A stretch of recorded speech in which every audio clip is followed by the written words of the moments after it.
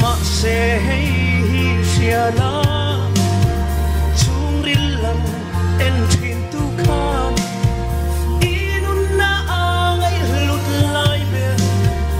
thin lunga thlir zop thi ne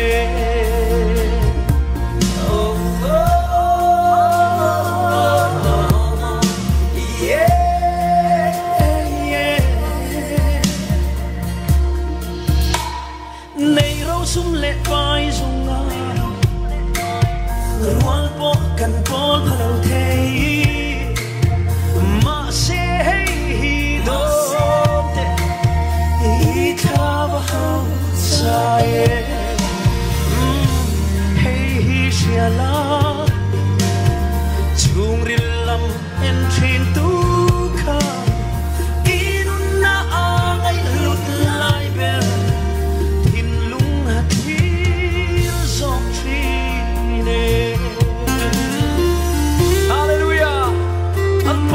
Tôi mới nông độ xe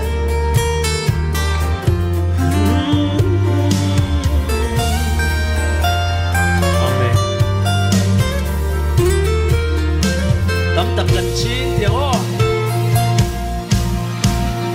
Tâm tập gần chín Thêm thế gần sinh lệ truy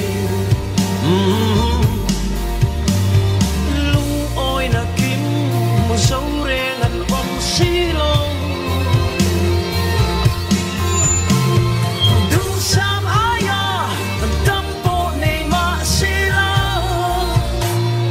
Antaring amuang thaylo Krista anay silo Ole hey shiala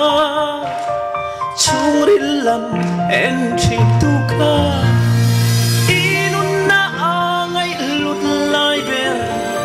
Thin lung at hir zok chile Tamwan na Avin lo zong zela inun na angay naglay be itin lung kala ang che